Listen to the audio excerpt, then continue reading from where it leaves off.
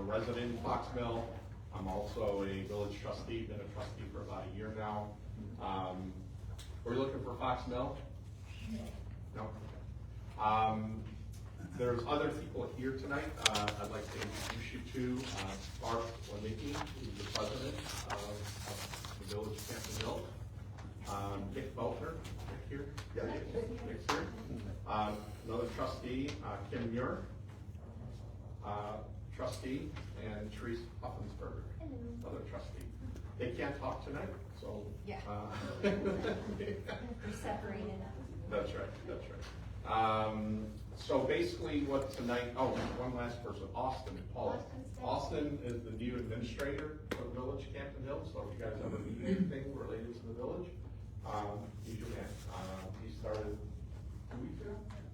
Roughly 2 weeks ago. So Mark Rooney is no longer here for any of you that you mark. Austin is the new administrator. So tonight is literally just about putting out a bunch of information so everybody gets a really good understanding of what the issues are in FoxMill. I've lived there for 21 years. You know, this topic of roads has probably been out there since about 2010, and I invited Sam Gallucci and Travis Metternach from the Camden Township Highway District. They'll give a little bit of a history on FoxMill, how it started, how it began, what some of the challenges are, what their responsibilities are related to FoxMill. Then we'll have Scott Marcourt, who's from HR Green. He's our village engineer. He'll do most of the nuts and bolts tonight as far as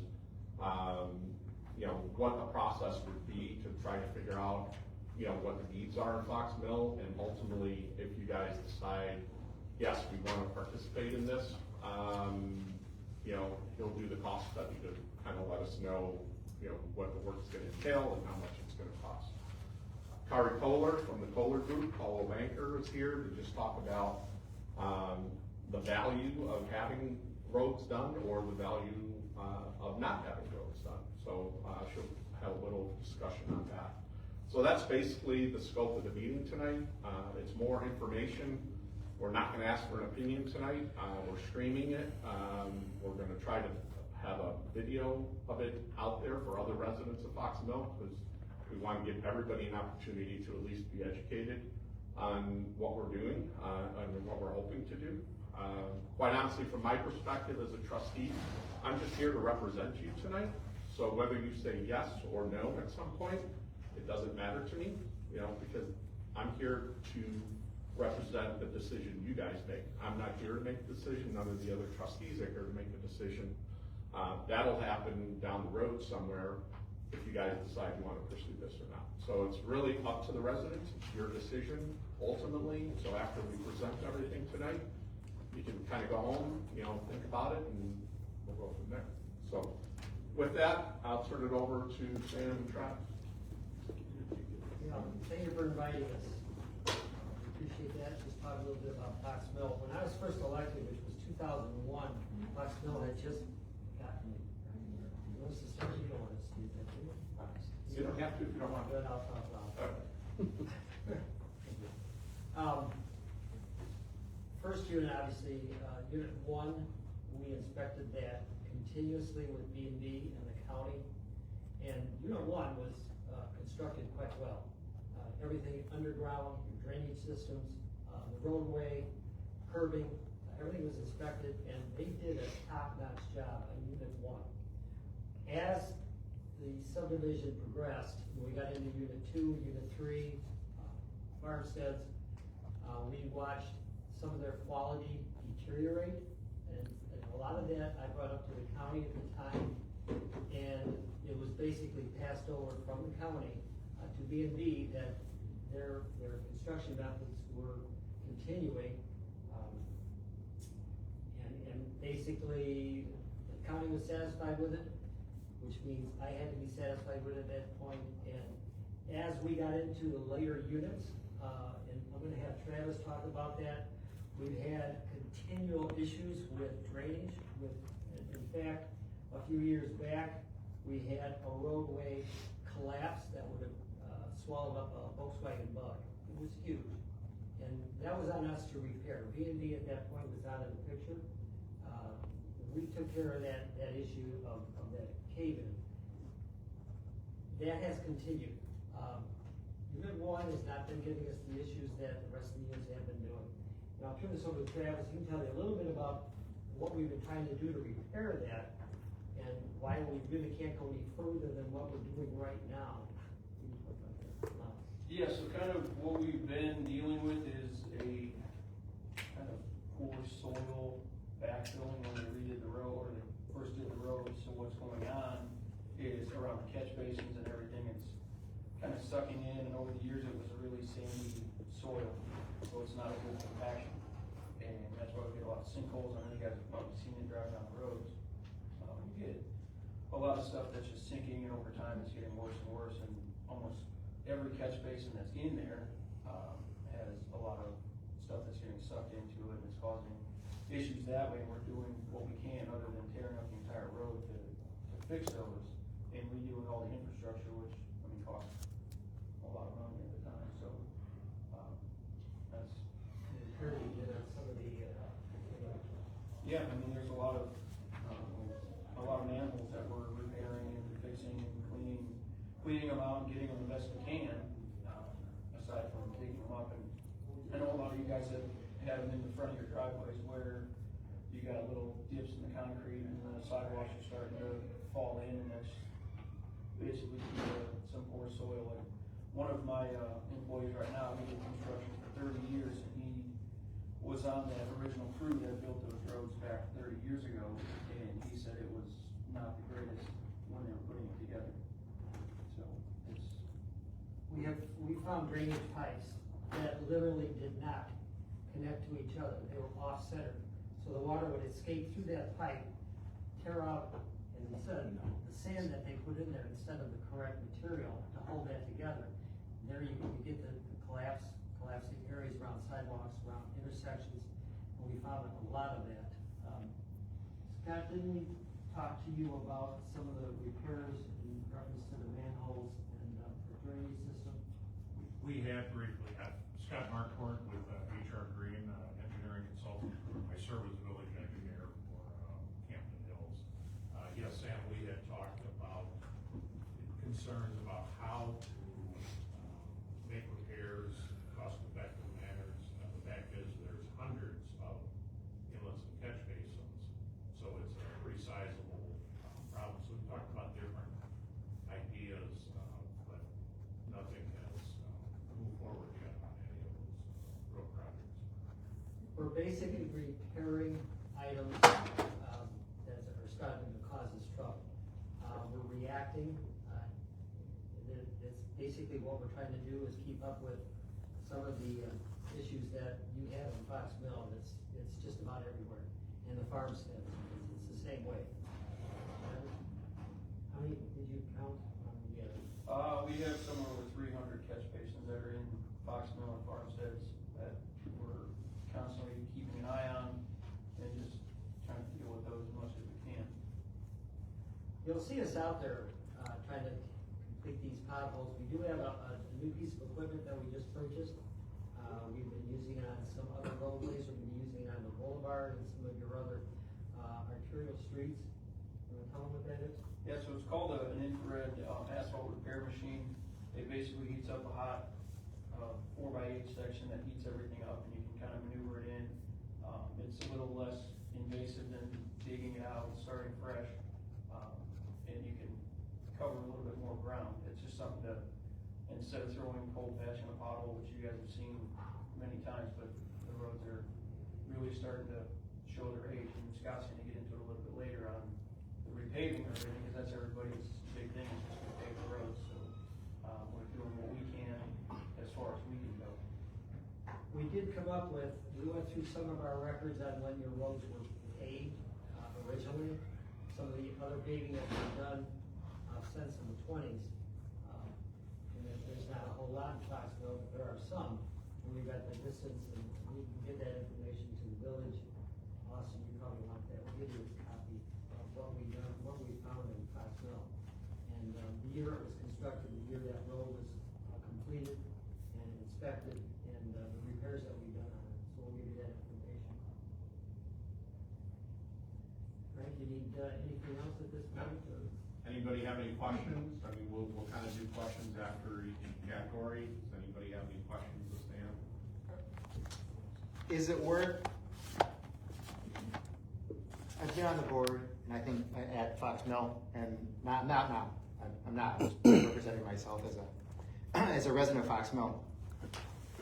For anybody that's on Facebook or anybody that's in this room, do people understand what FoxMill is responsible for in our HOA and what the village/highway? Because it's pretty unique in my opinion, right? Yeah. So is that, can someone tell this? Scott's gonna cover Okay. some of that, and we'll talk about that afterwards, once we get into the funding and Okay. and things. Okay. Excellent lead in what I was gonna talk about is explanation of differences. Hey, Scott, can I interrupt? Chuck, or Tanner, do you have any feedback from people if you're okay? I don't know, can anybody hear okay? Tim, somebody on here, if they can hear okay. He'll make a comment. I had a question too though. Are there any like pavement condition indexes that have been done throughout to just determine overall health of the streets as they are? Has that been sent over or is that a Scott thing of just while we're on your time? Study done. Okay. Done again, through Scott's office, and it actually graded every road that we have, not Okay. only in the village, but also the unincorporated township roads as well. Okay. Along with the study, so every road that's in Campton Township, including FoxMill, has a designation as to its condition. You wanna talk about that? Okay. Sure.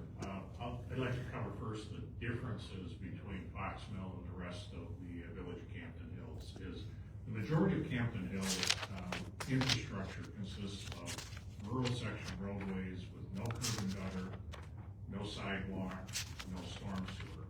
All it has is a roadway and roadway culverts in effect.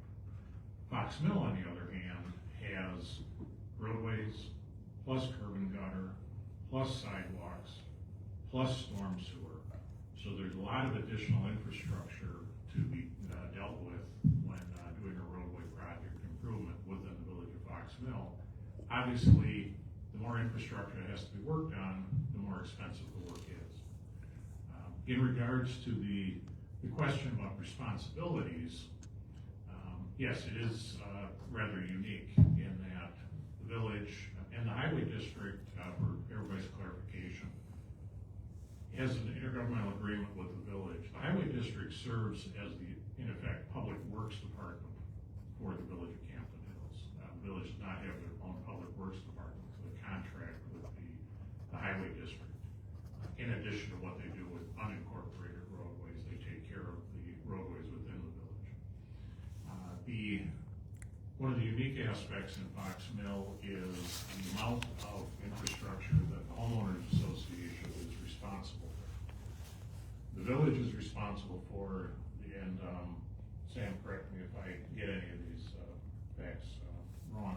The village is responsible for the roadways, curb and gutter, and the storm sewer within the roadway section.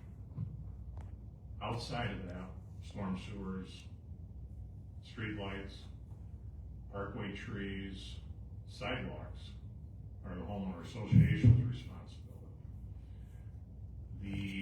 So that obviously creates additional levels of interaction and coordination before any roadway projects are done. The question asked about roadway conditions. As Sam said, we did have an independent pavement evaluation done. This has been done twice. It was done in 2019 and then updated in 2024. It ranks the roadway conditions on a 1 through 5 scale. Okay, 1 being the best, being basically a brand new roadway. 5 is, well, it's drivable, but not much more than that. The challenge the village faces is the village is responsible for approximately 100 miles of roadways. Okay. The FoxMill subdivision consists of somewhere between 10 and 12 miles of that. So it's this extremely significant area of infrastructure, but it's still about 1/8 of what the village is responsible for. So, the responsibilities of the village are widespread, and there's a lot of work to be done in the village, as far as roadway conditions. The average condition, obviously, every roadway will continue to deteriorate every year. Weather, age, sun, et cetera. So, I mean, the day after a new roadway is built, it's starting to slowly deteriorate. Over time, that deterioration rate increases. So the goal is to try to get to roadways while they're still in reasonably good shape. It's less expensive than to repair the roadways than once they completely fall apart. And the challenge also is the conditions are not consistent throughout the subdivision. So depending on which area of the neighborhood you live in, you might be on a street that's in pretty fair shape and wondering what all the hubbub is about. Others, roadways are older, more deteriorated. Kind of a common theme is FoxMill Boulevard, a major roadway through there, is probably one of the worst in the subdivision and probably the most visible. So, when the village utilizes one of the funding sources, one of the few funding sources that the village has are motor fuel taxes, which are distributed by the state. And the requirement of utilizing, after this, refer to those as MFT, motor fuel taxes.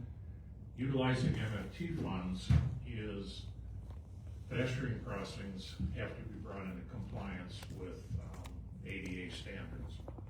Depressions, curb ramps, detectable domes, adequate slopes, and such. And that creates some of the reasons why we're here is the village has some roads they'd like to do in that neighborhood, but we can't do them without the sidewalks being done in conjunction with the project. With the HOA responsible for the sidewalk maintenance, that creates your involvement in participating in projects to improve these roadways. As I mentioned, there's probably, and I don't have the exact number, 10 to 12 miles of roadways within the village. That is going to be a multi-year program to do improvements in the neighborhood. And as you drive around different neighborhoods, you'll see some neighborhoods are in worse shape and more likely candidates to be done earlier. Other roadways are in better shape and can be done at some point in the future. So it's a large task, but it's not in any way going to be tackled all at one time. Ideally, the roadway should not have to last longer than 20 years without being resurfaced. And during that time period also includes maintenance.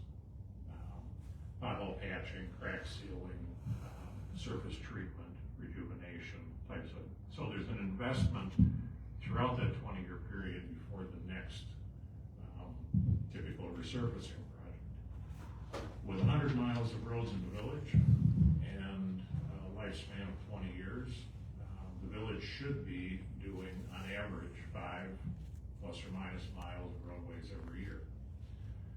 Due to funding limitations that the village has, historically, it's been, up until the last few years, has been doing just over 2 miles a year. It's fairly simple math, 100 miles divided by 2, 40 to 50 year life cycle. These roadways are obviously not gonna last that long between resurfacings, nor would anybody want them to. So it's a funding concern that the village is very aware of. So between additional work, on a roadway with curb and gutter, there's, curb and gutter repairs that are needed, sidewalk repairs that are needed, storm sewers, catch basins, et cetera. The cost per mile of roadways within the FoxMill subdivision is going to be considerably greater than it is elsewhere in the village. continuing to add to the funding concerns that are faced. One advantage of improving roadways, you can see what the surface condition is. With storm sewers, you can't, it's not visible. And the last thing anybody wants to do is wait until the sinkhole forms. So typically, when doing projects with storm sewers, it's good practice, these neighborhoods started in early 2000. So some of these pipes have been around for 25 years.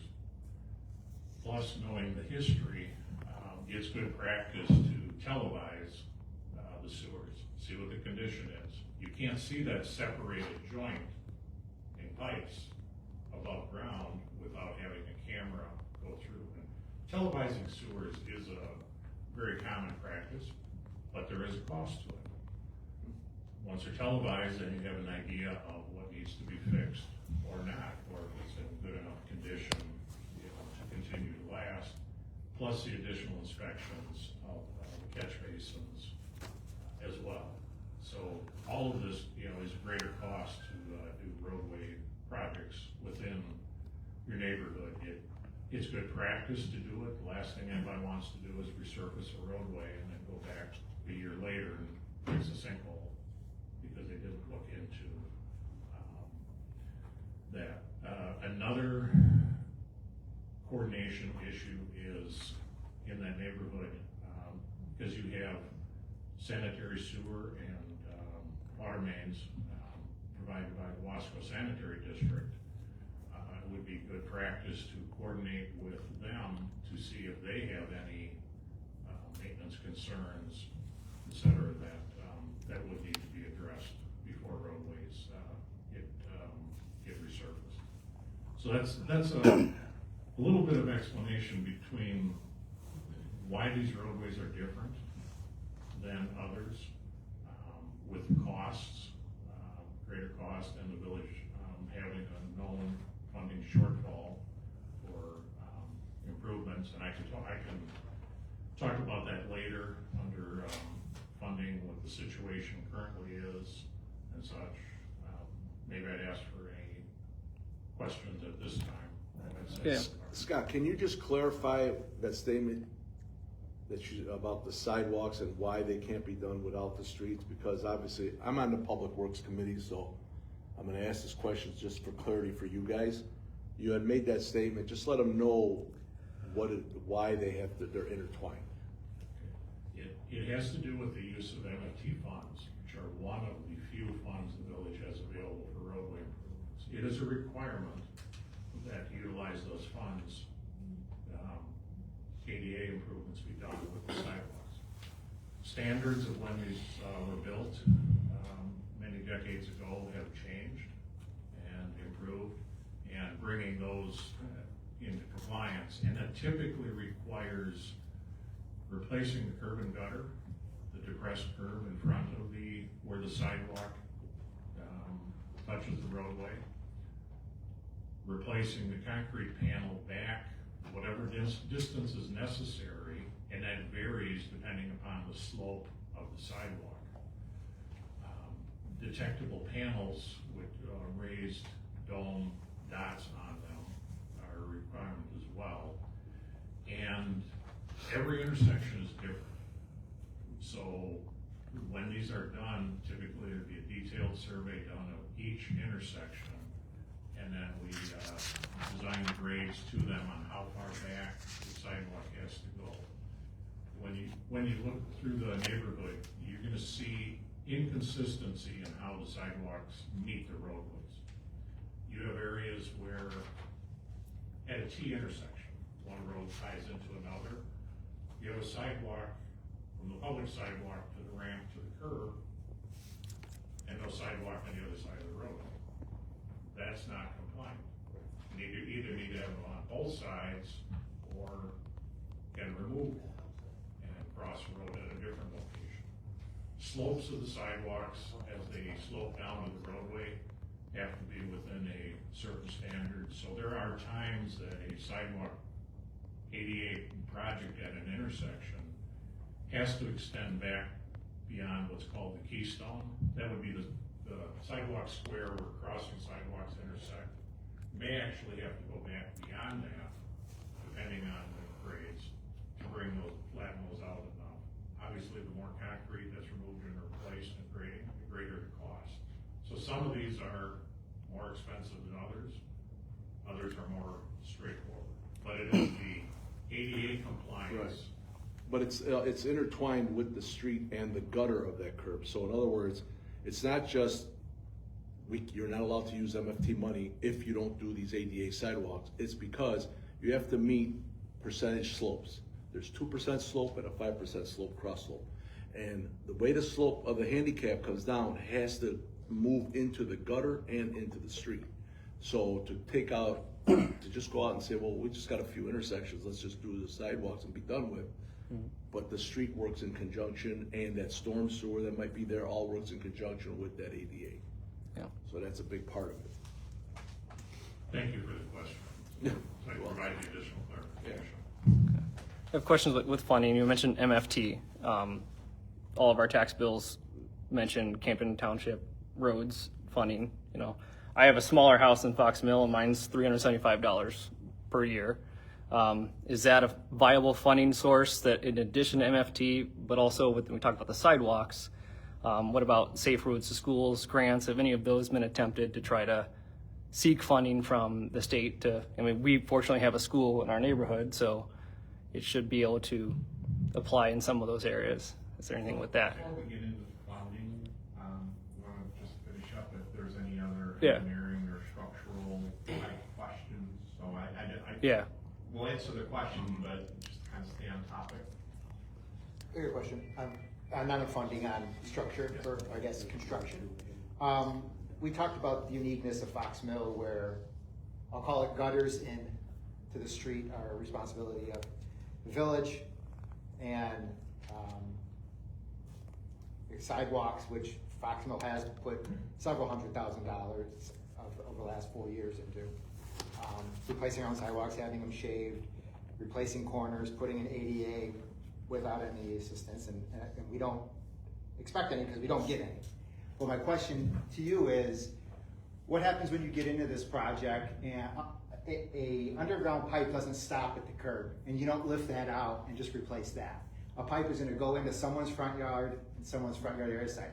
How do you manage that? So how do you do the piping from curb to curb and not affect anything outside of that? And if you do, and a pipe goes 10 feet into the sidewalk area and you have to rip up sidewalk to replace that, how is that managed? Because that seems to be a very fine line on who pays for that then, right? Because technically you're replacing pipe that is not part of the village's responsibility because it goes onto someone's property, which is HOA funded or repaired. Like, is it clear cut, or is there expected HOA money to be infused into situations like that? Excellent question, and now you understand. It helps explain the complexity of doing this. It's not a clean cut. We can't just stop here, and it would make no sense to repair it just to an inlet if it's broken beyond it. Right. In regards to storm sewer, the HOA is actually responsible for about 90% of the storm sewer in the subdivision. Very familiar. Okay, you are. Yes. Good that you know it. We've televised a lot of it over the last 5 years. You have. Okay. Wasco has called us and told us that we got clogs south of them in Prairie Lakes where they're trying to send water from the north to the south. And we've spent a lot of money rooting and doing all that good stuff. So I'm very familiar with it's not a loaded question. It's a question for people who don't, like, there's a lot of that we as an HOA have put in, and that's not looking for a pat on the back. It's just, that's what it is. And I think about all these things you say, and I think to myself, how quickly does this get into above and beyond of, I'll use the term vote, I don't know that it is, to fix the streets, but then it quickly morphs into something that is bigger than what's between the curbs, right? And how quickly do you get into the same homeowners who want the streets fixed and potentially think that I might get this term wrong, SSA or SSP, however you get the funding, we'll talk about that later. How quickly are we asking for money out of both pockets? Your HOA pocket, and then the tax, the pocket that's paying what might be a special tax, if I'm using that term correctly. I think there's that kind of double-edged sword as a homeowner that has to think about, oh, I thought I was done when I said, let's get a $25 million loan to do this. But then now the HOA is coming to me and saying, well, we've depleted the reserves because we've had to fix all the corners. We had to fix more corners than we thought. And the drain pipes went 10 feet into, like, where does that end, I guess, and start and end? We would expect to do this, we would not expect to have the HOA do the sidewalk replacements, do the ramp replacements. It would be logical to have them done in conjunction with the road project. So if they're done separately, now you have patches that you have to do in the roadway type of thing. So it would be logical to have them done at the same time as a road project with joint funding participation. Would be part of the design, what needs to be done, overseen so that it's built the way it should be. And in effect, I'm probably gonna oversimplify this, but in effect, one project, this is paid for by the village. The HOA reimburses the village for the SSA sidewalk. Yep. Supplemental storm sewer work that's necessary. It doesn't make any sense to stop the storm sewer, like I say, just here if it needs to go to the next structure. So we expect there's gonna be some overlap in that. And that would, as I said, if we televise and see what's needed, and you said you've televised, so you know what you're getting for the results. community has problem areas. Right. So if it makes sense to do it at one time, the village portion would be this length from here to here, this scope. The SSA, HOA cover the additional portion. But do it in one comprehensive project in a particular neighborhood at a time. If we wanna get in, get done, get everything taken care of that needs to be taken care of, complete that project, and move to the next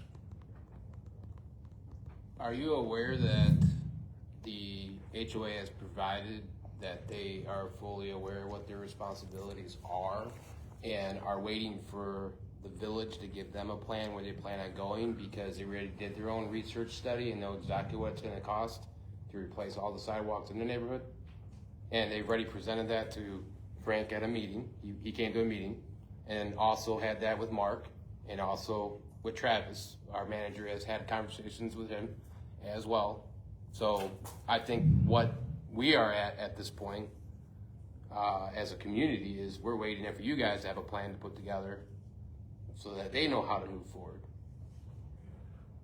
And that's kind of what's next about, right? It's not a matter of the sidewalks are gonna be done or in conjunction with, because we can go do the sidewalks tomorrow, but that doesn't get you where you wanna be at, right? Because you wanna do the sidewalks in conjunction with.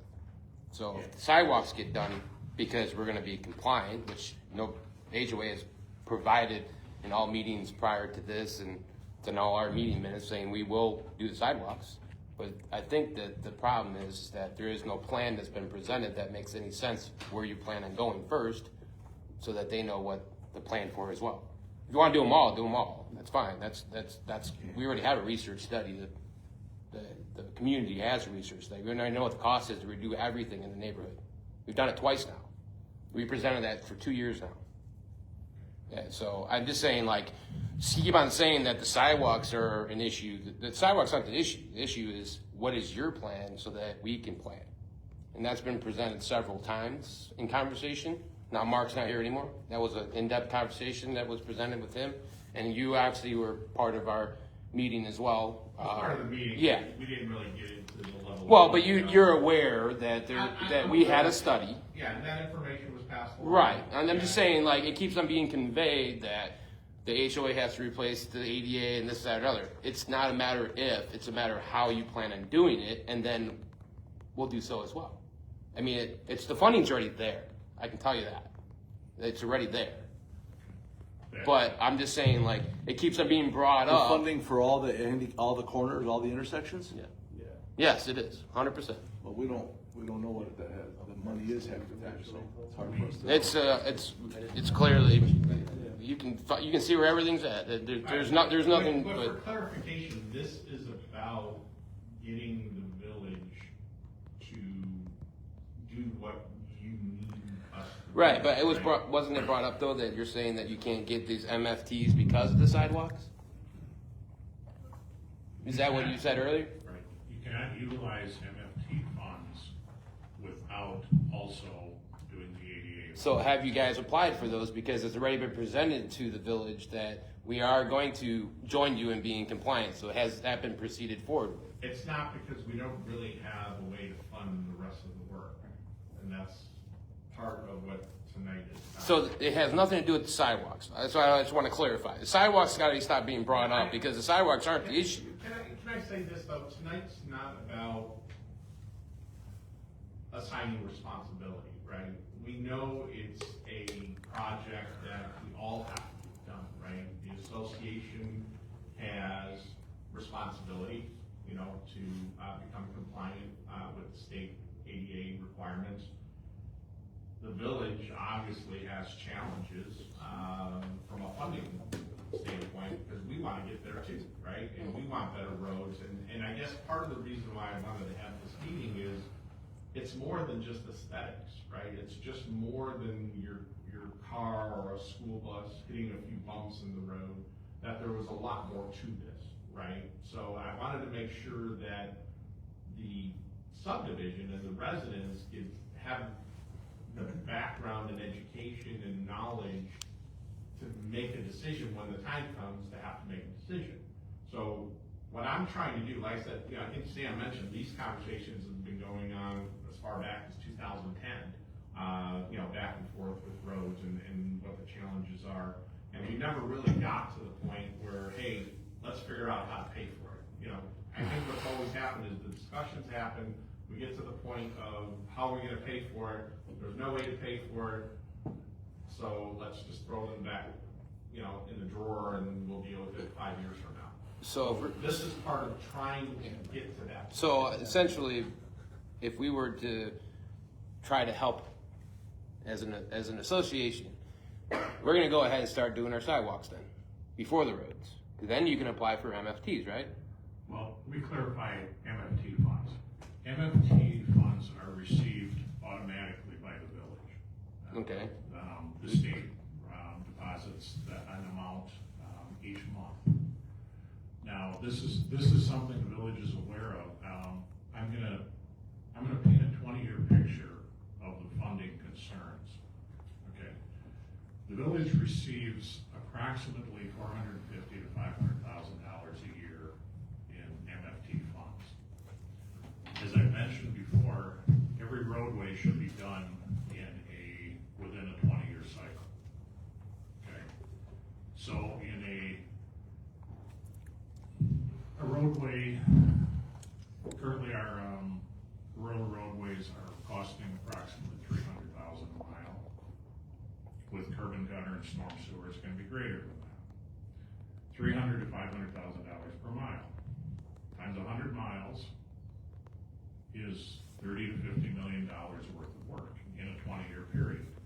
All of these are order of magnitude numbers. None of these are fixed estimates. Some roads are a little more, some are a little less. But $500,000 a year of MFT funding times 20 years is $10 million. MFT does not come close to funding all the necessary road improvements within the village. The village has done 5-year capital improvement plans for the last several years, and as those are updated, the most recent one is in 5-year period is still I believe it's $5 to $6 million short of available funding just within that 5-year period. So even if the HOA did all the sidewalks right away, the village does not have the funding to do all the roadways. So in the next 5 years capital plan, because we compare the condition of roadways in different neighborhoods. We're only projecting to do one neighborhood in FoxMill Boulevard in the next 5 years. So there is a great overall funding concern. Scott, can you explain how roads are rated and why FoxMill isn't a high priority when it comes to those ratings and priorities as far as roads get done? Sure. As I mentioned, the roadway rankings are done, 1 through 5 rating, and then they're color coded. Green, yellow, orange, red. You have roadways in FoxMill that are yellow, orange, and red, for the most part. There's a few that are a bit better. When you look at an overall map of the condition of the village, probably 40% of the village has roadways equal or as bad as FoxMill. So we look at where can we take care of the worst, complete a neighborhood, do it at the right time. As you know, as you live in the neighborhood, some streets are better than others. Some streets would have some years of life left in them before they're gonna be resurfaced. We would focus on the worst first. Well, and complete comprehensive neighborhood improvements.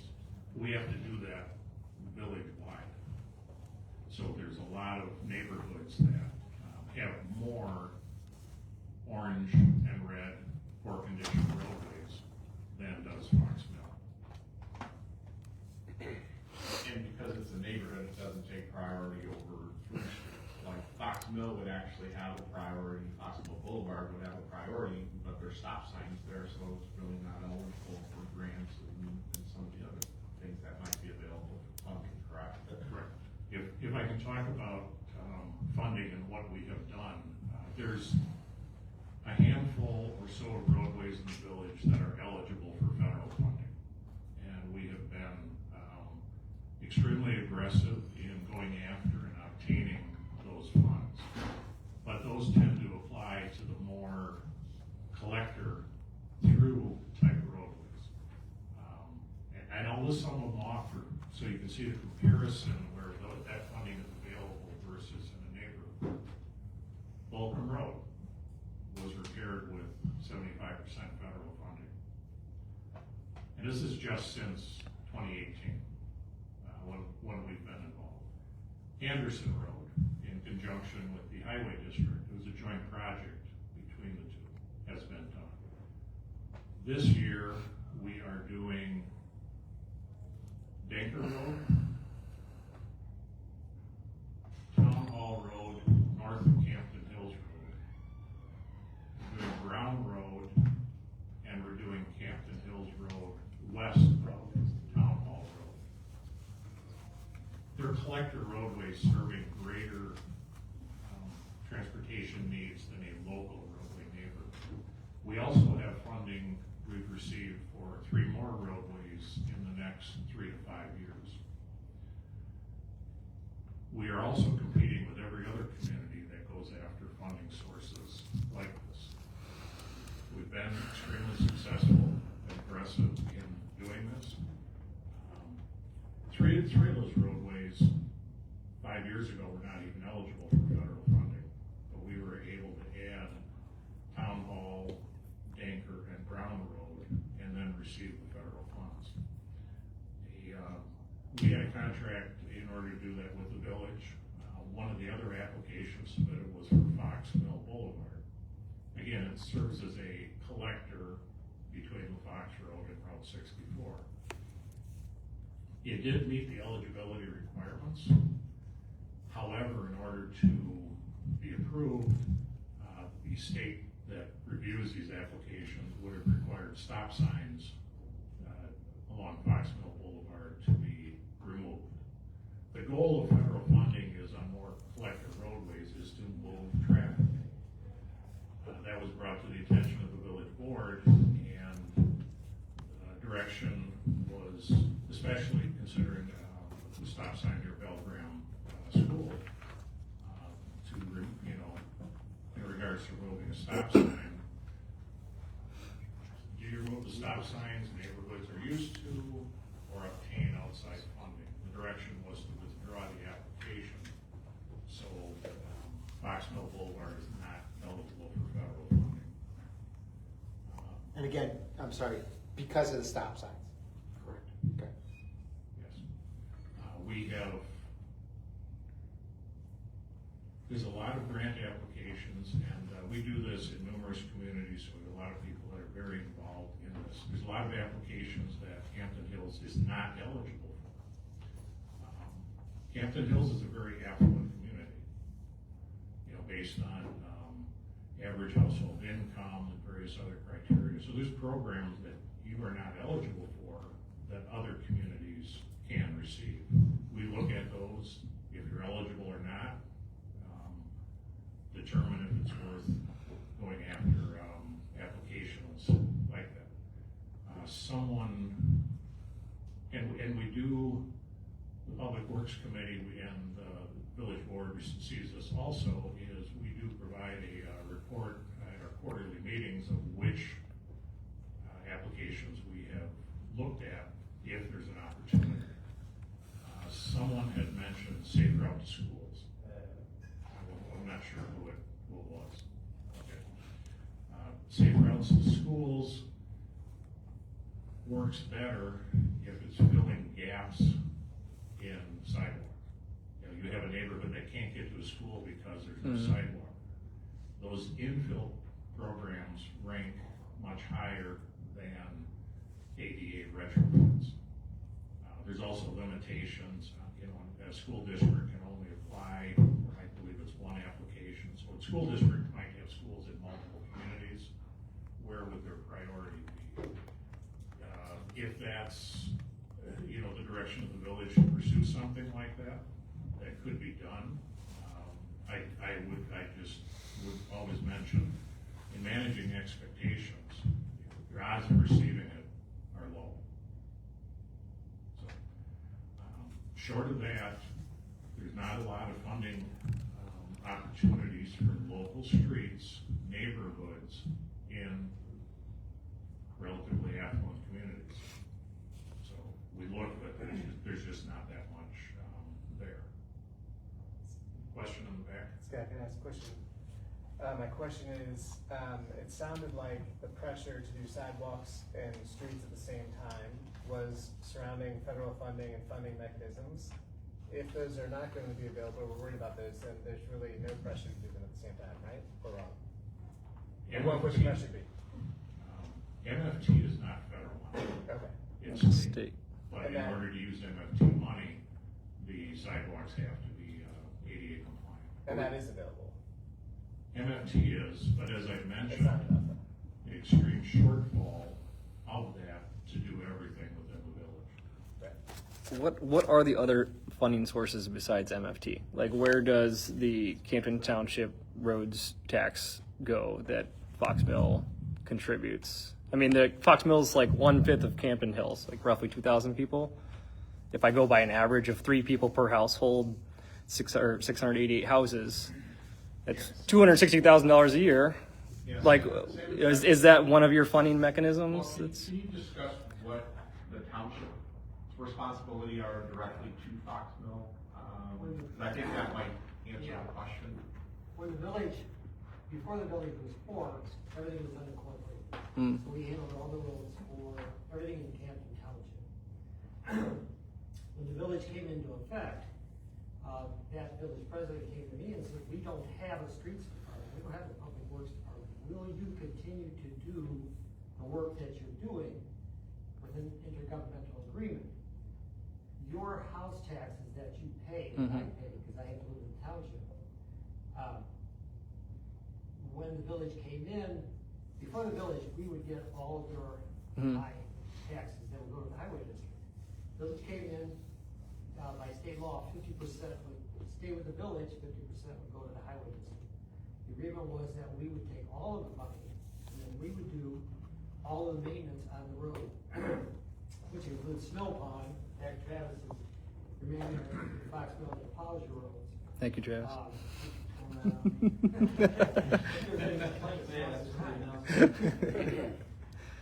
So everything, if you look at an unincorporated road or a incorporated road within the village, and take the center line and go 33 feet, go 33 feet to the other side, that's 66 feet. Everything within that 66 feet is the highway districts to maintain. Trimming trees, potholes, drainage problems, snow plowing, signage, your stop signs that we're talking about. All of that comes under the highway districts. And then we have some large areas like Walden Road, it's 100 feet. So everything within that right of way. That's why when we come out to work on something in your area and somebody will say, well, can you go this way over here? If it's off the right of way, by state law, I'm prevented from doing any work on private property. So if it's your private property that has a drainage issue, I can't work on it off the right of way. So when the village came in, we signed the government agreement, it was a 10-year agreement. We then signed another 5-year, and I believe we're through 2029, is that right, Barbara? I think 2029 is the agreement goes through right now. So we continue to do all of that in FoxMill, but the other subdivisions too. Totally, there's 16 townships in Kane County. We have the most roads to maintain. St. Charles has somewhere around 78 or 80 miles. We have 137. And then there's some smaller townships, like Batavia has 15 miles, so they don't have a lot. So that's how that came to be. And anything within that right of way in your subdivision or my subdivision. And I live in I live in Deer Run, and my road's just as bad as some of your roads there, but I can't get it done. Right, Scott? Deer Run. See, that's the thing. We get calls from people all over. My road's bad. When are you going to do it? When are you going to do it? And everything that you pay, if you look at your tax bill, for every $1,000 that you pay, that I pay, the highway district gets 25 bucks. 25. So if you have a $10,000 tax bill, where's it going to schools? We're getting 250 bucks, and I've got to plow all winter long and do everything during the summer on that kind of money. We do get more fuel tax, but nothing like the village gets. The village is based on population. Highway districts unincorporated are based on miles. So within a year, we might get $90,000 to $100,000 in motor fuel. When I took office to do a full overlay of a road, 1 mile was about $37,000. You just heard, and a mile today is $300. When I first came to office, I could do 15, 20 miles with the money we had. Today, that doesn't go anywhere. When you get 100,000, that's a third of a mile.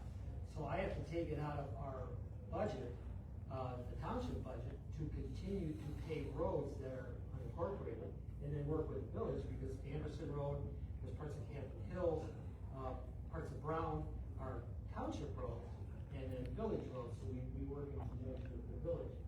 But basically, that's how this has gone. And if you didn't have a streets department here, there was no way the village could form and last. That's how that came about. So you said it was originally a 50-50, we assumed 100%, and things are expensive, so it doesn't go nearly as far as it used to. Correct? Yeah. Okay. Right. Thank you. And if I didn't work with the village, if it was just that, if we just did the unincorporated roads, because the way the state law is designed for the public use of all the public roads, I would continue to get half of that money that comes in off your house taxes, and the village would get the other half, even if I didn't do anything to the roads. And that's everywhere. That's every township in the state of Illinois. Blackberry, Plato, they're all the same. So, for example, I get a little money from 4738 is a little bit of the village of Elbert. Okay, when those people pay their house taxes, the thinking is everyone's using all the roads. I still get a portion of that money that comes from the city of Elbert, even though I don't touch the road. I don't go to the road, I don't work there. So funding can get a little tricky as far as the money. So Sam, how long ago did you say the roads were like 37,000? 2001. So 2001, I came into office. 25 years ago or so. Does that explain the question? Yeah, thank you very much. Scott, do you have any estimates of 5 years from now what a road project would cost? If it's 300,000 a mile today, Well, that's just for the roads, right? You're talking about Fox Mill. Yeah, no, Tell us what I'm you just think the talking about estimate the- would be per mile in Fox Mill if we had to do the work that you said is necessary. That's what we're trying to get to, so he can do that estimate. So, I'm gonna answer your question, but I'm gonna put a couple of disclaimers, if you will. Okay, when we do long-term cost estimates, we build an estimated inflation factor in. So if it's $1 today, if in 5 years, it's gonna cost $1.20, or whatever that inflation factor is, which are all estimates, okay? Look what happened within the last 6 months. Fuel almost doubled. Every piece of equipment that delivers asphalt, does construction, et cetera, runs on diesel fuel. Contractor pricing changes, cost of liquid asphalt went up. As much as we can do projections like this, there are spikes in the industry that nobody has any control over. So any number is an educated guess. Okay? And even when it comes to when we estimate a project, then the contractors themselves figuring out their particular costs, they don't come up with the same number. Some are a little lower, some are closer, some are higher. So I have to put out that disclaimer because unfortunately, when an engineer puts out an estimate number, that number seems to be considered as gospel.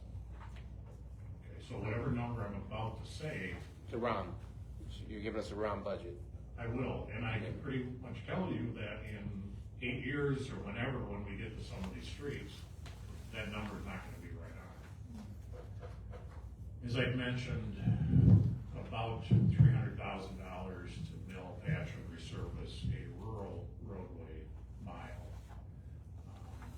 Probably when you're adding in storm sewer, which is a big unknown, catch basins, you can spend $4,000 or more, fix one catch basin. And however many of those multiplied times a mile. I wouldn't be surprised to see, and curb and gutter removal and replacement due to damage and such. I would not be surprised to see in the 500,000 per mile. So it'd be a safe bet that you're saying that based on 12 miles in Fox Mill alone, you're looking at a $6 million cost. Order of magnitude. But overall, the cost would be somewhere in that range. If we redo all the roads that we have in our neighborhood. Roughly. And that is gonna be plus or minus. Right. However many $1 million. Yes, So $6 million. Target. All right. so, but it's not for sure. So, in the interest of time, I'd like to go to Kari at this point, and then we'll talk about funding, and then we pretty much wrap up because we've been doing the questions. So, Kari, you could address not only the aesthetic issues with, heavy roads. In Fox Mill, I think the average price will probably run from in the five, sixes. Now, Kari used to live in Fox Mill, she also does a lot of business in Fox Mill, but homes probably range from about $500,000 to $1 million plus, right? So, can you talk a little bit about what, not only aesthetically, what roads do to value, and not necessarily that they might add value, but it doesn't deteriorate in value. But also with some of the other issues that now have been discussed, would that hinder somebody who might be interested in Fox Mill to think that, hey, we might have this issue down the road? So can you address? The cost issues Yeah, down the yeah, road. yeah. Yes, that could be an issue. Well, I will just start by saying I love Fox Mill. It is one of my personal favorite subdivisions to bring buyers to until this homes in. It's such a beautiful subdivision, and I have experience of living there too. So I love Fox Mill. I think it's such a great idea to do the roads because real estate's all about appearance at the beginning. How does this look? How is this going to be from mine? So you've got the appearance factor, like you were talking about, and then once the buyers look at the appearance, then they start looking at what the maintenance, what needs to be maintained. So I just think that buyers are making a decision when they're pulling into Fox Mill, how does this subdivision look? And if you go above the roads, it looks fantastic. I mean, everyone is taking such amazing care of their homes. So many people are putting really good investments in their homes, you know, redoing bathrooms and redoing kitchens. And I just think that for the people that are pouring money into their homes, that this would be something that would help that appreciation and keep FoxMill such a competitive neighborhood for selling and for home prices appreciating. Will buyers like a future cost? Nobody won't. Nobody does. That's a problem. But I just think it does so much for the neighborhood to have those streets paved and looking beautiful, and it just continues to uphold FoxMill and with our competition around us from a real estate perspective. And then I think, you know, I can't help but think like a mom thinks sometimes, you know, you want the roads to be super safe for the kids with all their different vehicles that they're riding these days, from tricycles to everything else under the sun, and skateboards. Like, you want the roads to be smooth and good for the kids. So I think there's a lot of value in doing this. I know there's a cost associated with it though, so I am cognizant of that. So, we can get into the funding, and I think it's important, first of all, for everybody to realize that we live in Camden Hills, we don't live in St. Charles. You know, so we have Camden Hills funding, we don't have St. Charles funding. And there is a handout that pretty much summarizes how we generate revenue, and I think Scott did a good job.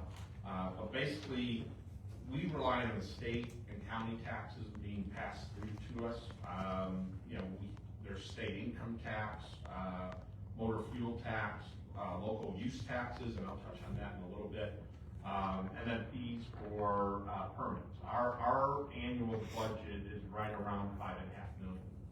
So when you're talking about a road project potentially costing $6 million, that's more than the entire village budget is. We don't really have a lot in sales taxes. We don't have a lot of industry. We don't have a lot of retail. Austin is from Gurnee. They have Gurnee Mills Mall. They have Great America. They have all sorts of retail revenue that comes in that helps them fund roads and infrastructure and all those types of things. We don't have that here, and we don't want it here. I mean, the residents here want to remain rural or semi-rural. So without a real estate tax, and we don't have a village real estate tax. So I know a lot of people are confused by that. They're like, hey, well, I pay a real estate tax, you know, why can't I get my roads done? Well, 19 years ago when the village was created, we assumed 100 miles worth of roads. There was no real plan, and you know, people might get offended by this, but I'm old and I don't really care. But there was no real plan for roads and infrastructure and maintenance 20 years from down the road or 30 years down the road. And here we are 19 years down the road, and we're all going, well, all this work needs to be done. We don't have industry, we don't have sales tax, we don't have really a lot of revenue sources. And on top of everything else, the state's cutting back on what they have to do. So we actually have a budget deficit today, which we gotta try to make up, you know, at some point. And that doesn't even include the roads and the infrastructure. So, you know, so we're in not a good position, to say the least. So that's kind of why we want to talk about it. And I do have a handout, so if you want to get some clarification of how the village is funded, there's a summary there for it. So, Scott, did you want to touch anything else on funding before I start talking about the SSA or anything like that? Not unless there's additional questions. Okay. Well, Frank, just one point. We're talking a rough number. Scott, we've talked about this in the meeting so many times. $6 million to do all the streets and the sidewalk corners and stuff. And our budget is $5.5 million. But we're not going to do $6 million in 1 year. The budget from the village is $5.5 million, but we're not going to do $6 million worth of streets in 1 year. We don't need $6 million worth of streets done in FoxMill in a year anyway, because they're not all that bad. The high traffic one, Carl Sandburg School, you know, Fox. So my thing is, our HOA has money put aside for sidewalks, and he says we can do the sidewalks now. I'm assuming he means not just the handicap corners, I think he means all the sidewalks, or sidewalks in general. But if we have that, The ADA, you're talking about ADA requirements. Currently, right now, based on our research study and what we have currently on hand, as far as the cost analysis that we have done, we have funding in place and reserves to take care of the necessities based on the plan that is put forward in whatever For the years, you know, like, if you wanna do them all, okay, we can do them all. If you wanna do a quarter So- at a time, we can do a so quarter at a that's time. great. So if we're prepared from the HOA side, sorry, I gotta put the two hats on, right, public works. Then from the public works side, we need to come up with a plan, a number, and then the money's there, that money can be put aside for sidewalks or ADA specifically. So when we do have the funding to do a street, because we're never gonna do all the streets, we're gonna do one at a time, maybe a half at a time, okay? They're prepared on their end, and we'll be prepared on our end. You guys, when I got in public works, we were only bringing in 300,000 for the streets. That was our budget, 320,000. Remember, Sam? When I joined, the first thing I asked is, why are we doing grants? And then they said, yeah, you know what, maybe we should start doing grants again. And then the other thing I found out when I spoke with our head of finances, I said to him, I says, I need more money. And you know what he said? Nobody asked. And then we started asking. I think we got as high as 650,000, right, Kim? That 1 year, right? So it sounds like to me like we, the HOA, have money put aside and are ready, and now we at the village understand that, but now we just have to figure out money on that end to be able to do that particular street. So we may not be able to do a street this year, but at least have the funds on this side of the aisle prepared and put aside. So if we give them, Scott, that, you know, that that whole report and everything that he talked to you guys about with coding the streets 1 through 5, that all came about at about the same time when we joined, right, Kim? Yeah. And we decided that we needed this. Okay, and it gave us sort of a map, right, Sam, on where to go and how to do it, and make sure that we don't do a red street, that all of a sudden next year when we wanna go do that red street, we don't go just damage this red street. So this is all stuff that was done in the last 4 or 5 years. And so I think we just have to come together and say, okay, we have a special fund, we have money put aside in this particular account at the HOA that's strictly for the ADA sidewalk, not the rest of the sidewalks, the ADA sidewalks. When you, the village, us, are ready to be able to do Carl Sandburg, we're ready.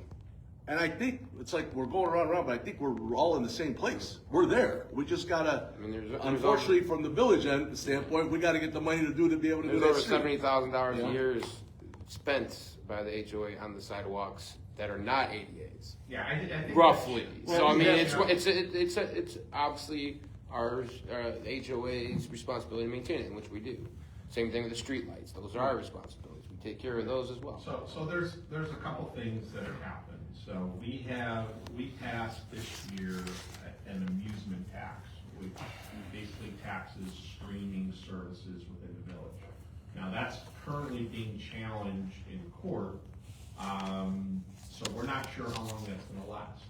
The revenue that it's generating is actually more than we anticipated, so that's gonna be helpful. It's still not enough to pay for all this, but it's gonna be helpful. So part of what the proposal was gonna be is that we set up a special service area for FoxMill, okay? And yes, that's gonna create a structure where the residents may have to pay to get some of the roads done.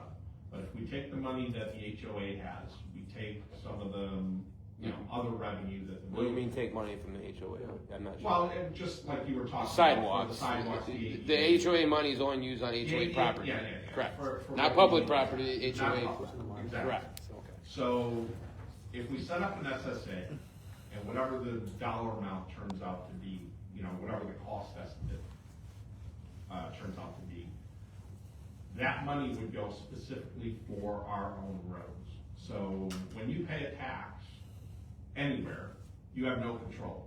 It's, whoever the municipality is, the state, local government, township, they decide how to spend the money. If we did an SSA, because we don't pay a village real estate tax, the money would go specifically towards FoxMill roads. So just like you pay an association fee to cut grass, to trim trees, to replace the sidewalks, to have a reserve, this would work exactly the same way, right? So you're basically paying to maintain your subdivision. But we're doing that already through our Sure. HOA. But we're paying that already. We are, but let me finish. So the trade-off would be if the village ever passed a real estate tax because of the significant shortfall in what it's gonna cost for roads, FoxMill would be exempt. So we wouldn't have to pay a tax because we have our SSA and we're paying for our own roads. So if we did a 23-year bond, because that's about the time frame, and it, gets divided by 688 residents, I'm not gonna throw out a number, but the number's less than what we pay for the association fee on an annual basis, if my numbers are correct, and I'll verify that. So essentially, yes, we would pay a tax, and I'm gonna call it a tax, I'm not gonna hide, look, I'm not a politician. I shoot straight, I don't try to hide stuff, I'm gonna tell you the way it is. Yes, we would pay for it, but the benefit would be, we would get direct benefit, we would get better roads, we get better sewer system, everything would go directly to that. The trade-off is basically that we won't get a real estate tax in this town, if there ever was one down the road in the next 23 years, we would be exempt from that tax. No, we wouldn't have to pay anything. That would be the deal. So if we can get there, that'd be great. Now, we also have the amusement tax. I would have to convince some of the other trustees in here to go along with me, but whatever percentage of the population that FoxMill is, would they be willing to use a percentage of that amusement tax to be put into this number, which would reduce whatever funds would be used in the SSA. We won't know any of this until we get a cost study done. So the ask after tonight is gonna be, would the residents of FoxMill consider an SSA and contribute?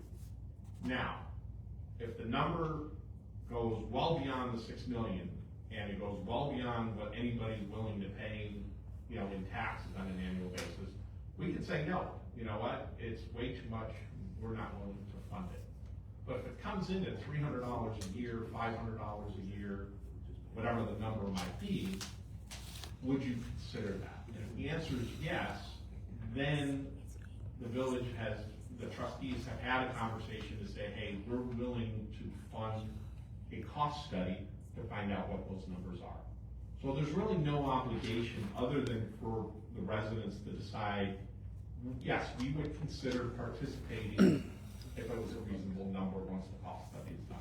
Then the village would say yes. But if the majority of the people of FoxMill say, hell no, I'm not paying a dime for roads, then there's no reason for us to do the cost study. And that's what tonight's about, is to make that one decision.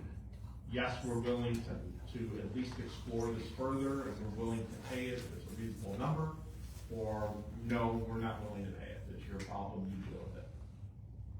That's where we're at. What's the estimate? I'm sorry? What's your estimate?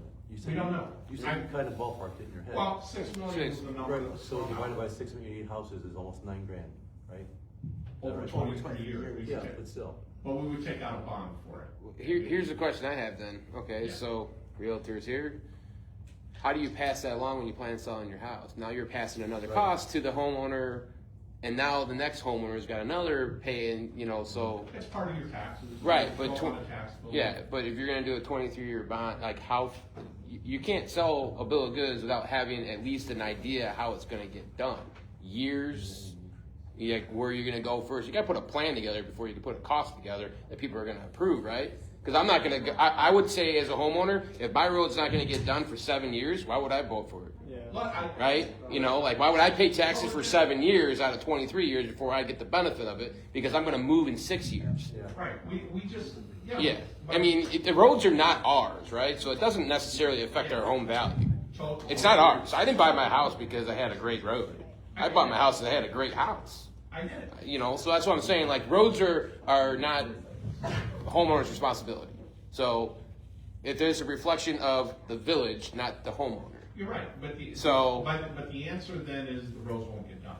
Well, but that can't be the answer, because then that's negligent on the village for not doing their job, right? But there's no funds to do it. Right, So but what- that, again, so- but that so- still falls into so- negligence so- though on the let's end take one of, step you further. took responsibility of it What's when the you answer incorporated then? it. What's the answer then?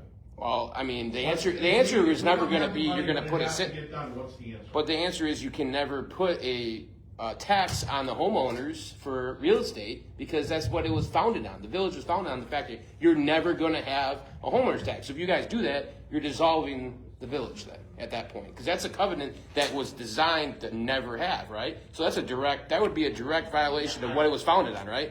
So you're asking us to say, hey, we'll have an SSA on something that you can't ever do anyway, right? You can't ever do that, right? That's not accurate. Well, but explain to me how it isn't though. Because if the village was founded on the idea that you're never gonna have a sale, you're never gonna have a property tax. The village would have to go to referendum to say, hey, we're gonna have a real estate tax.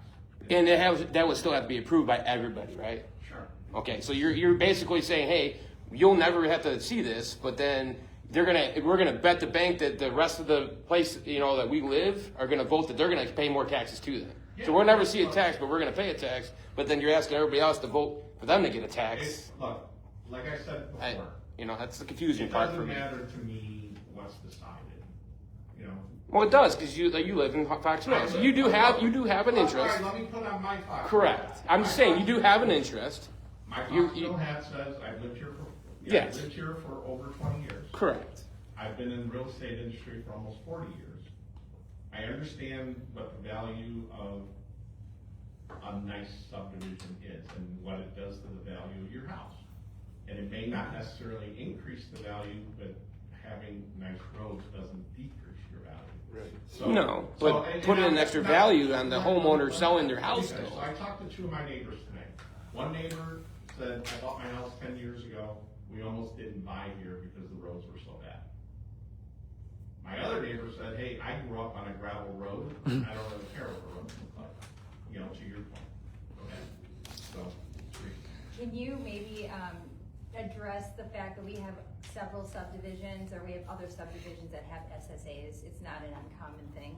Yeah, well, So the new subdivision anything that's of been Fox is built gonna have an SSA. since the Well, village was formed has an SSA. That's a new subdivision that's being formed, right? Right. So that doesn't, it's not applicable to North this. Lakes is No, I get it, but- other subdivision, North Lakes also has SSA. New subdivision, right? So 10 that, years old. yeah. 10, 15 Yeah, but here's what Norton Lakes is you're not not old. gonna get blood out of a turnip. Well, I understand. We can't do roads if we don't have. I just don't want to have smoke and mirrors here where you're saying, hey, we're going to set up an SSA and the homeowners are going to have 23 years to pay off this bond, and there's going to be an additional cost now taxed to the homeowners of this particular area, but there's no plan put together yet exactly how we're going to do it. It doesn't matter what the cost is. The cost is out the door. But we gotta have a plan. All right, settle down. Let's rewind this a little bit. The only ask tonight is, would you consider it? If you say yes, we're gonna get to the point where you're talking about where we're gonna have a cost study and a plan to be able to propose. Once that plan's proposed, then the residents will decide, yes, we wanna go forward with it or not. I think could that's you- backwards though. Frank, could you explain Well, that but- could you explain that SSA process though? Is there an ordinance then passed and then it goes back to the homeowners to, it's not a ballot thing, Yeah, but it's, it can you explain for everybody yeah, that's, It would get, voted on, obviously.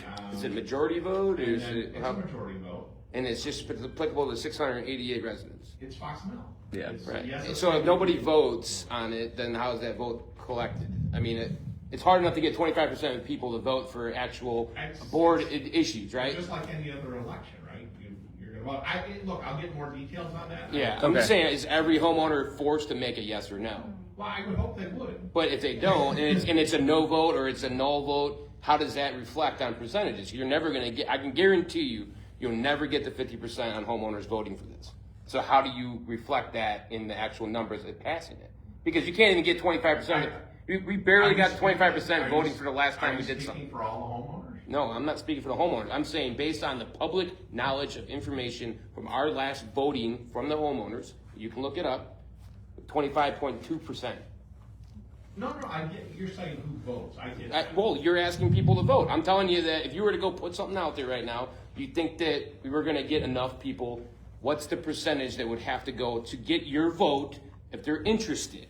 Teresa. If we're starting with interested, we're not saying we're gonna go for this SSA. What I'm saying is that you're gonna put something out there to find out what the interest is.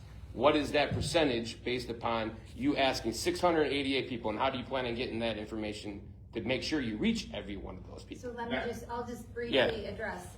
So it would be like any other election. So we would do a whole campaign of information, right? So we'd pepper the community with written information. We'd put things on websites. We'd put something on your what's happening in FoxMill, wherever we can get the information out.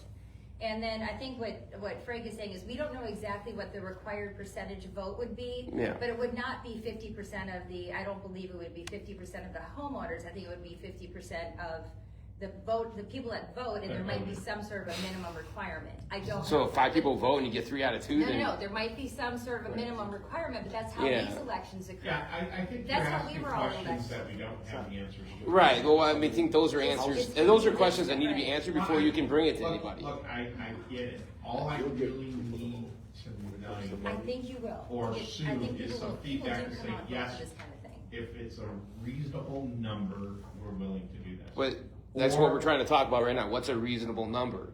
Because you're asking to spend No. tax dollars to go, because it's our money that you guys have, it's in your budget, that's running a deficit right now. So we're spending money we don't have anyway to do something that we don't have money to do anyway.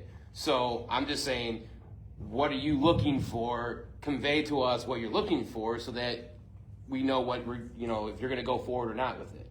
Because if you're not gonna put it out for a vote, then what establishes the right amount of people to say go forward with it?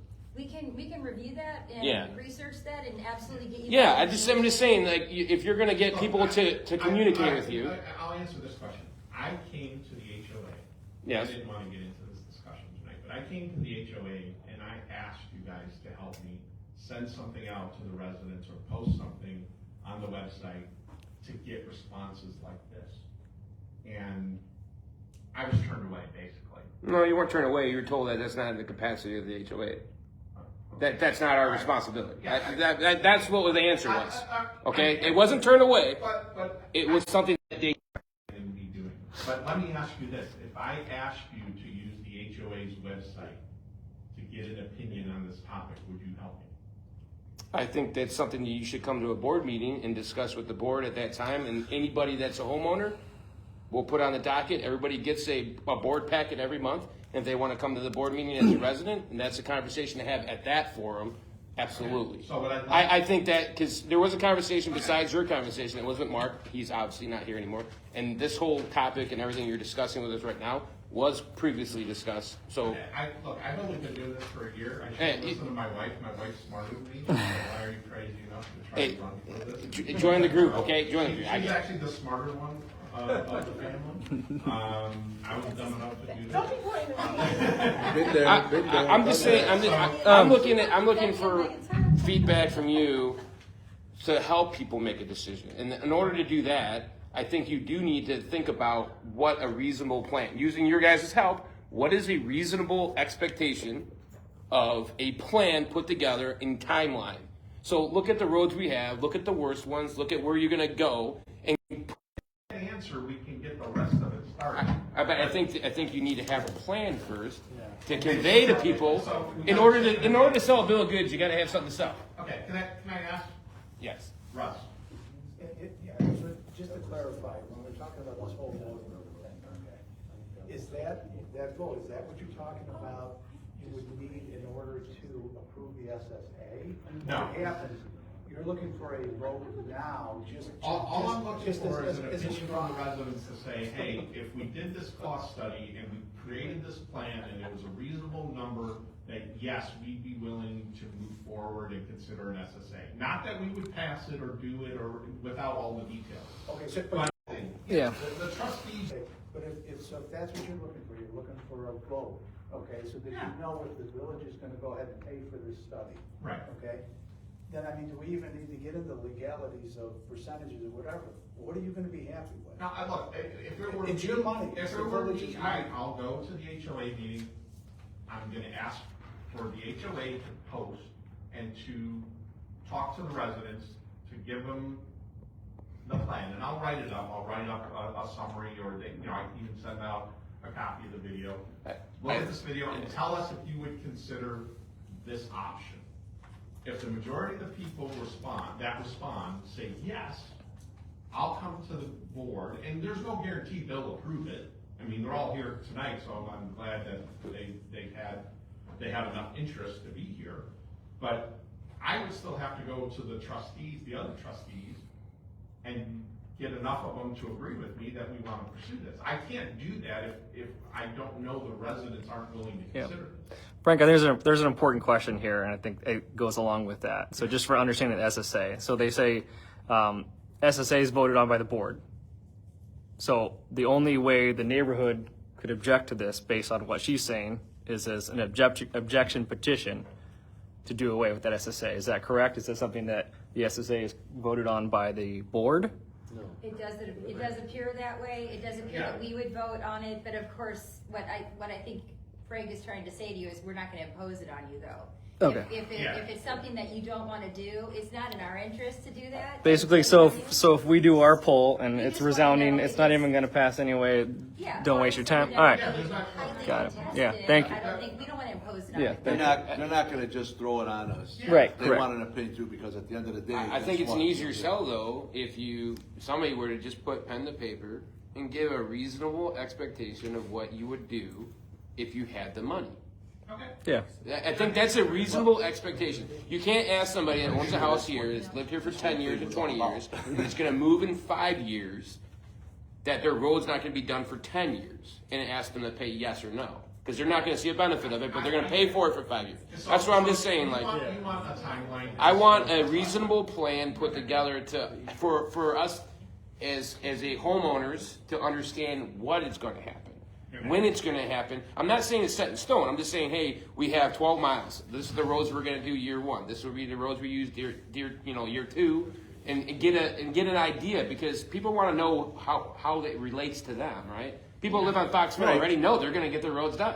Frank, why don't you, I mean, the whole thing tonight that you set up was literally for that, and I think you've said it multiple times. Why don't we do this? Why don't we know what we want, what we have to do. Scott, we've talked about this in meetings. Let's get it at public works first. Let's get together, me, John, and everybody, and let's see what it looks like, similar to plans that we've already put together for this whole village. Because you said escalation, so, And make it clear the process, because it's not gonna be $6 million or $8 million in one shot, because we're not doing all the roads in one shot. Okay, so let me ask, I think that's a good plan, Right? and I think it's a good next step. Yeah. And that'll help sell your. No offense to you. Yeah. But the rest of the people here, what are your thoughts? Anybody have any opinions? I don't want it to take 23 years. What's that? I said I would not want it to take 23 years. No, the bond would be. That's just the paper. Sure, but then, So the beauty of that is, Scott so you're wants paying it to for chime in. 23 years, that means that it's broken up between whoever owns that house for 23 Right. years. And the road is gonna have to get changed out, so the road we use in year 1 is gonna get changed out before that bond's over with, 20 years, right? How much did you? was it Realistically, you there? just have a plan. That makes and that just sounds and okay. have a plan to do that. $400 a year. And guys, can I get everybody, That's a thing. Scott wants That's- to, Before we give people, yes, no on some of these questions, think about some of the variables. Okay, first of all, 23 years would be the maximum. You never want to bond for something, payments longer than the useful life. You would never finance a car. That's what I was getting You'd at, never yeah. finance a car. That's what I was getting at, So 23 years would, for a roadway project, it should probably be shorter than that time period. Okay, that would be the maximum, but I would suggest you look, if this goes forward, you look at a shorter time period. So that's one variable. Another large variable is the cost. If anybody walks away with 23 years, 6 million, et cetera, we're gonna be going down the wrong path, because all of those are variables subject to change. And it's been many years since I've done an SSA for a special project, but the recollection at that time is it's everyone who's affected by the SSA vote has to be passed by the majority. Now, not to overly complicate things, but FoxMill is made up of numerous discrete neighborhoods. There could be different SSAs for a particular neighborhood. You know, if this pod wants it, it'd be the majority of residents within that special service area. I just crossed out of engineering into a little bit of legal. That's my recollection of doing this many years ago. But it is not the board passing the SSA imposing it on you. It's the actual people affected by the SSA voting to do it or not. So, I have a question. To get to John's point though, what would you envision this, if we did an entire 12 miles, how many years would that take? And not holding you to this, but in your estimate. Well, using your numbers that you used earlier from 35,000 to 300,000 per mile, that's a 12% increase every year if you broke it down by those 25 years. So you have to take that into consideration for the next however many years this SSA is going to be in place. Make sure you cover those costs. So keep that in mind. 12% every year is what. Well, keep in mind the bond would be at a municipal rate and it would be set. Well, you're also. No, he's talking about the escalation, so we gotta maintain it with this bond as But well. Scott would factor that in. Yeah, Would well, I'm factor just saying, the maintenance now becomes part of the SSA, But right? some of that. Now, we're gonna be working direct with them? Hang on one second. Can Scott answer my question and then we can move on? Sure. Well, if you could repeat the question. So. Yeah. My question is, what would you envision time-wise that it would take to redo the 10 or 12 miles in Foxborough? How many years? Economies of scale, and given some neighborhoods are in better conditions than others, I would probably look at a 3 to 5 year program. Yeah, You know, but. that would be 2 miles per year. But we're gonna be doing, that number is not accurate, or it's not gonna ever jive, because in this 20 years, we are going to be doing some work with the monies that we get now through MFT or through, on certain streets. You know what I'm saying? We're not gonna just all of a sudden stop till we get all this money, and then once we get it, we're gonna do it all at once. So there's gonna be always little offsets, right? There's gonna be, you know, it might be 6 million, but guess what? You know, we've done parts of Walt Whitman, we've done certain streets, so it's not like we're not gonna never do a single thing in FoxMill for the next 5, 10, 15, 20 years. There's gotta be some, because guess what? At some point, some of the streets or some of the sewers are gonna become a massive safety hazard. So there's always gonna be some work done in that span as well. When I'm referring to a 3 to 5 year program, I'm not necessarily saying this is another variable. It's going to be consecutive 3, 4, 5 years. There might be a neighborhood or two that's worse now, and that's the first program. May not do the next one until several years in the future when those roads deteriorate enough for that repair to be warranted. So it's not necessarily back to back years. So we'll have another talk about it, because to this point, nobody wants to be paying for something if they're. I got a couple questions. So this SSA, we're talking about a special tax, right? That'd be assessed to value. How do you figure who pays how much? Well, can't you say that you want to split it? Is the guy that has $1 million house paying the same tax? Is the guy that has a $500,000 Normally, house? the way taxes are factored is with a mill rate.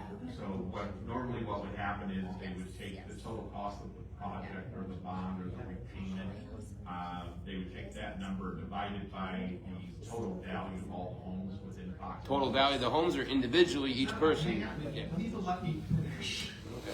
They take the total value of all the homes and they come up with a factor.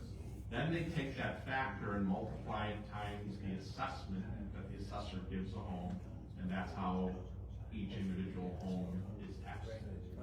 So somebody that has $1 million house is gonna pay twice as much as somebody that has a $500,000 house, essentially, to make it simple math. So people that have, so. Yeah, it's no different than any other. All right, well, I'm just making sure it's not a flat tax, so the person that So why are we doing these over 3 to 5 years? Maybe that's more of a question for Scott. Is it just possible to do them Well, all? we can actually do smaller bonds too, depending on when the work's gonna be done. I Well, don't think it well, then- necessarily has to be one big bond. Yeah, because I mean, my understanding of what you were proposing was that we go out and if it's 6 million, 8 million, whatever it is, we go out, we borrow that money, and then we've got that money sitting there, right? And we're gonna Yeah, use some of it it now. doesn't necessarily have to work that way. I mean, those are details that we need to get to, at some point. And it needs to be discussed. And honestly, I've been doing research since the last time I went to the HOA. I didn't think it was a good time to have this meeting, based on the feedback that I got. So I've been doing research. That's more research that will probably need to be done, but I would assume we could take multiple bonds as the project's going. And obviously, interest rates change. Hopefully they'll come back to a more reasonable number at some point. Even though I think they're reasonable today. I mean, when I started in the mortgage business, rates were 15%. So, 7 looks pretty good compared to that. But anyway, yes, I mean, we can consider smaller bonds to do, and that avoids your issue where somebody's paying for something when their streets aren't paying for that. Well, and you're isolating certain subdivisions or whatever. So you're not creating small SSAs per se, but you're creating a subdivision, like, Robert Frost is a big circle. So everybody in Robert Frost is gonna have their own bond, is what you're trying to say. They're Not gonna necessarily their own bond. Well, I mean, if you're gonna bond that, then everybody on that's gonna, so that's it. Next, It's a municipal bond. Yeah. The village would be responsible for Right. the bond. And I think we're getting into the weeds a lot further than what the intended Yeah, purpose so of that is. so overall, mostly because my wrist is cramping up from holding this phone, but so the village is gonna need to put together a plan so people know what they're potentially investing in. It's gonna be on you guys. The HOA has got their own stuff sorted out with the sidewalks and whatnot, but simply put, come to a meeting, we'll put together a poll for people to decide if we even want to go down here, but it's gonna hinge on having some type of plan as to what this could potentially look like and what it could potentially cost. And then we go from there. There's gonna be a lot of stuff that people, then I feel like we have, as a HOA, will need to have our own little things where we can, there's a lot of people with lots of questions and stuff for them to ask, and I think several We of can them are move that educated on along that. fairly quick because we already have a good head start on it. I would recommend from the HOA standpoint that just keep an eye on some of those ADA corners that are a trip hazard. Yeah.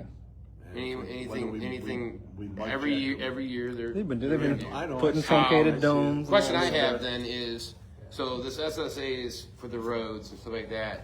So outside of the SSA, so that's gonna be strictly just to repave the roads. But the current money that we are paying right now in our bills pays for them to maintain, plow, and do everything else. So the SSA money has nothing to do with maintaining the brand new roads. So they're still gonna be responsible for making sure the cracks are filled, there's a pothole in the new road in 10 years, all that stuff, correct? Well, they'll do. I'm just saying the SSA money is strictly just to repave the road only. Nothing to do with maintenance, so this We're already paying. $250 that we pay or whatever it is that we pay in taxes still goes to them, they do all that stuff, and then the next year $900 you're could be asking for would be a complete separate line item that would be on there, so. Right. So essentially, we're looking at $1,100, $1,200, $1,300 a year to pay for roads. Right. For how long? Well, Yeah. But the numbers to be determined. Right, I mean, for as long as the bond is and that SSA is over at that point, once the bond's fulfilled, at that point. And that makes it turns off. So if you're here 23 years from now, I mean, I'm 65 years old. I don't think I'll be here 23 years from now. I sure hope we don't decide to go 23 years and you do one for like 10 because the usable life's 20, right? So you never want to do 2x, right? Yeah. Because then it gives you 10 years to save money up to fix it again, and maybe we won't run into this problem again. Well, look, the whole idea is to have a long-term plan for maintenance and infrastructure, right? For roads and infrastructure, which hasn't existed really for the last 20 years. So, the idea of when the village was formed was we didn't want to become Elgin, because Elgin was trying to annex all sorts of land back then, and that was the reason the village even became a village, was because we were trying to, keep other towns from taking us over and changing what Hampton Hills was. But with that came a bunch of responsibilities that weren't planned for, and now, 20 years later, the current group of trustees and the current board has to deal with it. And Austin hopefully has He's a young guy, he'll be here 20 years from now, so. So, the last question I have though is, so the SSA is gonna be around as long as the bond is in place, right? Once it's paid off, it ends, right? We could dissolve it. Could dissolve it. How does that alleviate, per your proposal? I'm sorry, it could stay dormant. Right, but I'm saying per your proposal though, once that SSA has been made and everybody, household address, we're in that, you're saying that if you ever have a property tax in the village of Campton Hills, that it's gonna be completely exempt from that? As long as the bond is in place. As long as the bond's in place, even though it's fully paid back? No. Right. Once it's paid, it's Once it's paid back, then they, As long as, here, let me clarify. Yeah. So as long as the residents are making an SSA payment. Right. Bond, right. they'll be exempt. So you're saying that there's a time frame of how long we don't get property taxes Because though? what's gonna happen is, say it's 20 years from now, we'll use a round number, 20 years from Yeah. now, when the bond's paid off. Right. Everybody's taxes are gonna go down, because they're not paying that anymore. But we're gonna pay more though, because now we're susceptible to a property tax that you may assess that we're not part of anymore, but then in 20 years, our house is gonna now get property tax. 20 years from now, it's possible. It's possible, I'm saying, well, you're writing a bill of goods for today that's not good for 20 years from now. So it's not a perpetual, you'll never get a property tax on your property, it's just as long as that bond's in Only while place. the bond is in place. Correct, so it's not, So I'm not trying to wait 10, 15. the deal is, you're not gonna be double taxed, right? You're paying a tax, you're getting the benefit of your own roads being improved.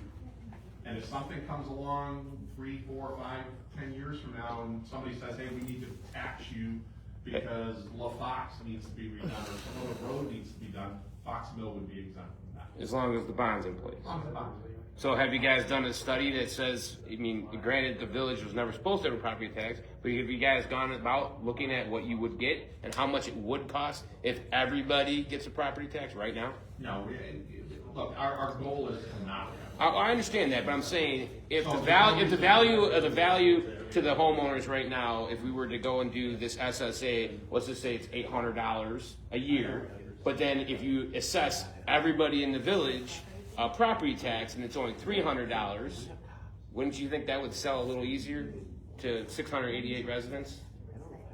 Because we're gonna end up paying property tax anyway once the bond's gone. So why don't we just pay $300 for 10 years and eventually get our roads done, because we're gonna end up paying property tax anyway. So it's not like it's a perpetual, not paying property tax ever, it's just why the SSA is But involved. at that point, you're subject to whatever board is in place, deciding what roads need to be worked on, and you really don't have any control over this. But I'm just saying, like, if you're saying that we wouldn't get a property tax and it says a 10-year bond, but after 10 years, we fixed our roads are now 10 years old, and then But half the life is up, and then we're gonna still pay taxes anyway, Right, and then we may not, guarantee yeah. that your roads will get done, because FoxMill is low on the priority list, so. Yeah. I don't, Yeah. we've probably gone a lot longer than I intended, so does anybody else have anything else that they wanna talk about or ask? No. Otherwise, I'm done. we can Benito. Last Wednesday of the month. Last Wednesday of the month. Well, let us get a plan. Yeah, I'm just letting you know, that's our next meeting, it's last Wednesday. So, Andrew, Public Works, with Scott, you guys worked on a kind of a 50,000 foot view plan. you didn't know it was What next it's Wednesday. like. If you wanna come with me, we'll go to the HOA, we'll present it to them, we'll ask the HOA to send something out to all the residents to get an opinion. Once that opinion comes back, then I can bring it to the rest of the trustees, they're all here anyway, and we can discuss it and make a decision at that point. Yeah, just, How much was the study gonna cost again, by chance? Well, let's